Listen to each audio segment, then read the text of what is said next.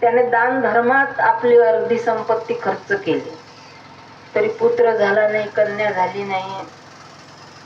संतान नसलेला, दुःखी असलेला ब्राह्मण एक वेळ घराच्या बाहेर पडला. थोड्याच वेळेस एक संन्यासी तिथं आले.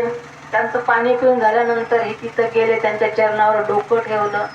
त्यांना पश्चाताप झाला, मोठमोठ्याने रडू लागले. मग तो संन्यासी म्हणाला, महाराज तुम्हाला एवढं दुःख कशाचं आहे, का रडता तुम्ही, सांगा मला. तेव्हा तो म्हणतो आत्मदेव, संतांनी जीवनाचा धिक्कार असो म्हणाला, संतांहीन घराचाही धिक्कार असो, संतांहीन धनाचाही धिक्कार असो, संतांहीन कुळाचाही धिक्कार असो. कारण माझं काय पाप आहे म्हणे मला कळत नाही. मी ज्या गाईचं पालन करतो ती सुद्धा वाहन आहे.